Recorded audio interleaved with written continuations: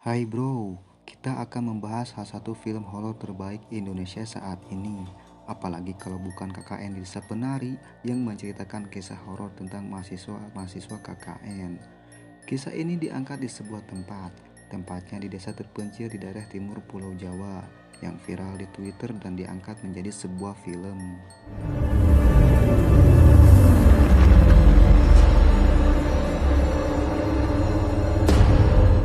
Sebelum kita ke alur ceritanya, jangan lupa untuk klik, komen, subscribe, dan nyalakan tombol loncengnya.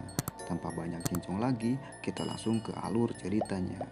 Film diawali dengan memperlihatkan dua orang mahasiswa bernama Ayu dan Nur yang sedang melakukan survei ke sebuah desa di daerah timur Pulau Jawa.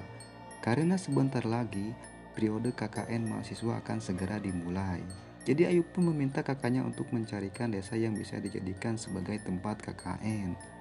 Sang kakak kemudian mengajak mereka ke sebuah desa terpencil yang jauh dalam hutan, yang hanya bisa ditempuh dengan menggunakan ojek offline. Sesampai di desa itu, mereka pun disambut oleh kepala desa yang bernama Pak Prabu. Kemudian mereka pun diajak ke lokasinya Pak Prabu. Setelah mendengar tujuan kedatangan mereka, Pak Prabu pun langsung menolak. Namun Ayu memohon dan meyakinkan Pak Prabu. Mereka tak akan macam-macam dan fokus untuk membantu pembangunan desa. Hal itu pun membuat Pak Prabu akhirnya luluh dan terpaksa mengizinkan program KKN di desa tersebut. Pak Prabu kemudian mengajak mereka ke sebuah tempat yang disebut dengan nama Sinden. Konon katanya, Sinden dahulu digunakan sebagai tempat mandinya para penari. Tempat itu adalah mata air untuk penduduk desa, namun sekarang sudah lama saat atau mengering. Mendengar hal itu, Ayu pun meyakinkan Pak Prabu kalau program kerja mereka nantinya akan membantu para warga, sehingga itu bisa digunakan kembali. Sejak memasuki desa, Nur mulai merasakan aura yang sangat aneh. Apalagi di desa itu ia melihat banyaknya sesajen yang diletakkan di beberapa tempat. Pundaknya terasa sangat berat, atau dalam bahasa gaulnya bisa disebut buringkak belum penuh. Namun Nur memilih untuk tidak menceritakan hal itu kepada Ayu. Takutnya Ayu akan rewas alias kaget.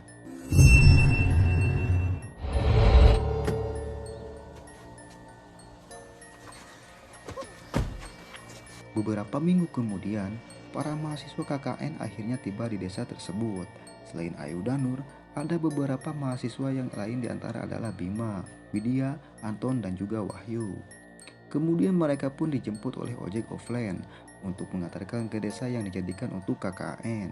Di tengah perjalanan menuju desa, Widya sepertinya mendengar suara tubuhan gemelan. Jadi saat ia sampai di desa, ia pun langsung bertanya kepada Pak Prabu, apa ada desa lain di sekitar tersebut. Pak Prabu pun tampak bingung menjawab kalau desa ini adalah satu-satunya desa yang di dalam hutan tersebut. Setelah itu Pak Prabu mengantarkan Widya dan kawan-kawan ke posko penginapan sementara. Selagi posko resmi yang dipersiapkan untuk para mahasiswa KKN itu siap, perempuan dipersilahkan untuk tinggal di rumah Ibu Sundari, sementara yang laki-laki akan tidur di pos Syandu. Keesokan harinya, para mahasiswa KKN pun diajak untuk mengelilingi desa. Mereka pun diperkenalkan pada beberapa tempat, mulai dari sinden yang bisa digunakan sebagai tempat untuk mandi. Sesampai melewati kuburan yang semua batu nisannya tertutupi oleh kaos hidung. Saat anak KKN bertanya, mengapa ditutupi oleh kaos hidung? Pak Prabu menjawab, kalau itu untuk menandai kuburan-kuburan yang belum berusia 10 tahun. Saat itu tiba-tiba saja Nur merasa pusing. Jadi Bima pun meminta izin untuk membawa Nur kembali ke posko. Setelah itu mahasiswa yang lain kembali melanjutkan perjalanan mereka. Kemudian diperkenalkan pada sebuah tempat yang bernama Tapak Tilas. Tempat itu dianggap sebagai pembatas desa, sehingga para mahasiswa KKN diperingatkan untuk tidak melewati jalur tersebut. Setelah mengenal semua lingkungan desa, Ayu dan teman-temannya pun mulai membagi kelompok untuk melakukan tugas mereka masing-masing. Bima dikelompokkan dengan Ayu, sementara Nur, Anton, dan Widya bersama Wahyu. Dari pembagian itu terlihat jelas kalau Ayu sepertinya menyimpan perasaan untuk Bima, tetapi Bima sepertinya malah menyukai Widya. Pada kaisuknakeun, Nur dan Widya terlihat pergi ke sinden untuk mandi. Saat Nur mau mandi di dalam sinden, ia tiba-tiba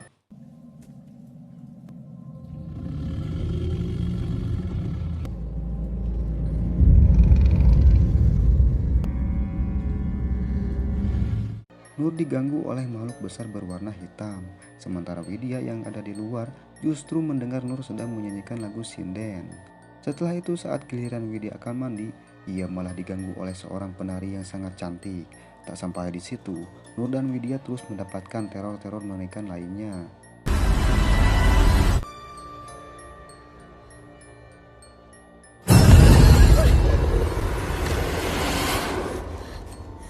Semua keanehan dan teror yang terjadi membuat Nur khawatir. Jadi Nur pun pergi untuk menemui Pak Prabu. Di sana Pak Prabu kemudian memperkenalkan Nur pada seorang aki-aki peot tetua di desa yang dikenal dengan nama Mbah Buyut. Setelah mendengar cerita dari Nur, Mbah Buyut pun memberikan segelas kopi hitam untuk Nur.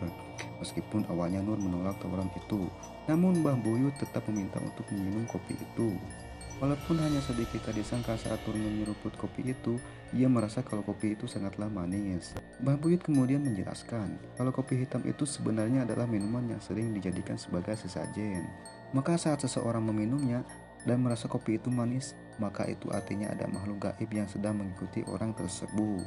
Mbah Buyut kembali menjelaskan kalau penghuni dan makhluk di desa ini tidak suka dengan sesuatu yang dibawa oleh Nur. Tanpa disadari, Nur selama ini dijaga oleh seorang nenek-nenek yang disebut dengan nama Bahdok. Nah, Bahdok inilah sosok yang sudah melawan begitu banyak makhluk gaib yang sedang mencoba mengganggu Nur. Mulai dari Nur yang bermimpi dikejar sosok hitam, sampai ia juga bermimpi melihat Widya sedang menggendong seekor ular. Namun berbeda dengan Nur, Widya malah melihat Nur sedang menari di luar rumah dengan separuh wajahnya tertutupi sisik ular.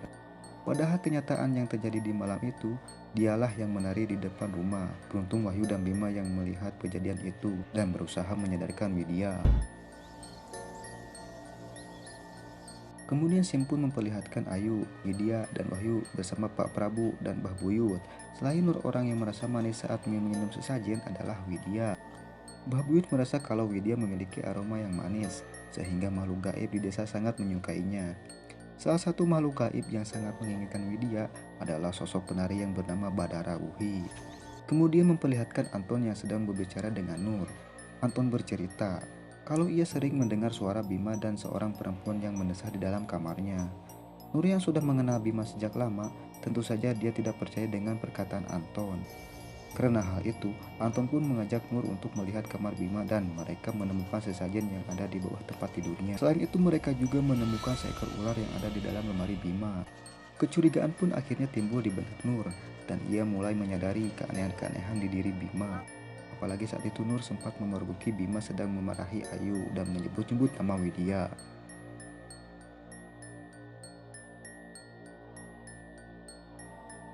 Dan benar saja, Nur tidak menemukan keduanya di lokasi proker. Dengan memberanikan diri, Nur pun terpaksa melewati tapak tilas untuk mencari Ayu dan Bima.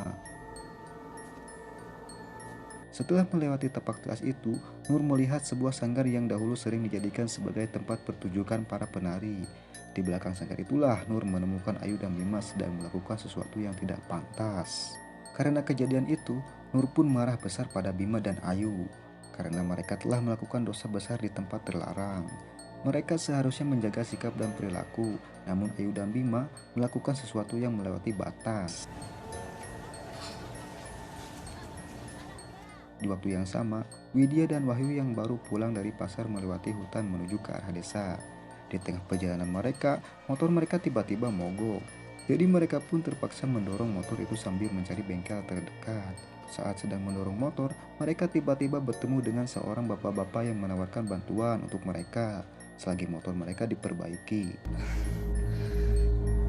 Bapak bisa bantu? Keduanya dipersilahkan untuk ikut berpesta karena di desa itu sedang ada hajatan.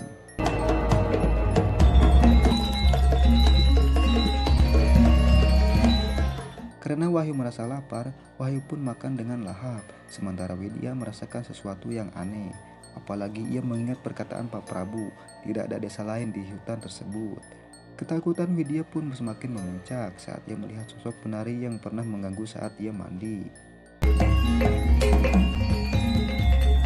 Ia pun segera mengajak Wahyu pergi dari tempat itu. Tak ingin pulang dengan tangan kosong, Wahyu pun membungkus beberapa makanan untuk diberikan pada teman-temannya yang ada di posko. Singkat cerita, sesampainya di posko, Wahyu dengan semangat menceritakan tentang hajatan yang mereka datangi dan memberikan makanan yang sudah dibungkus untuk teman-temannya. Dan betapa mereka sangat terkejut karena makanan yang Wahyu bawa ternyata adalah kepala monyet yang berlumuran darah. Teror yang dialami oleh mereka semua semakin hari semakin menyeramkan. Esokan harinya, Nur sedang berada di rumah menemukan sebuah selendang penari di dalam tas Widya. Namun dia tiba-tiba didatangi oleh Widya yang saat itu sedang dirasuki oleh Badara Wuhi. Badara Wuhi meminta untuk Nur tidak ikut campur agar ia tidak terluka. Badara Wuhi bisa saja melukai Nur, namun ia masih menghormati sosok yang ada di belakang Nur, yaitu Mbah Dok yang menjaganya.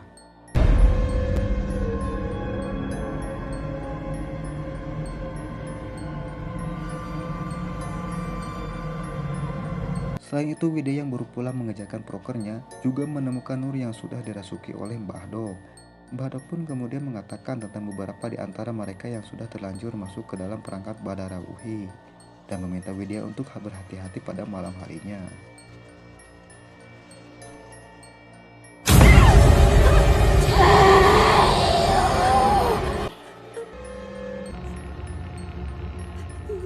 Nur ingin program KKN mereka diselesaikan secepat mungkin sebelum hal yang lebih buruk terjadi. Singkat cerita, di hari terakhir program KKN, Widya mendengar suara langkah kaki yang keluar dari rumah.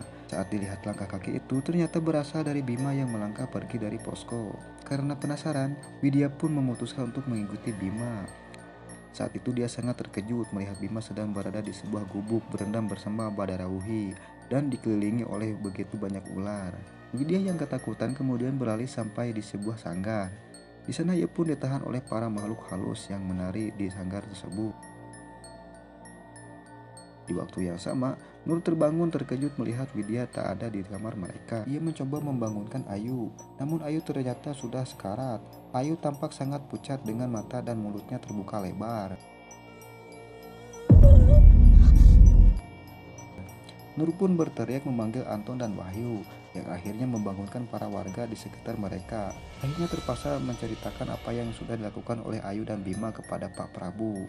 Pak Prabu lantas meminta mereka untuk segera mencari Bima dan Widya, karena mereka pasti dalam bahaya.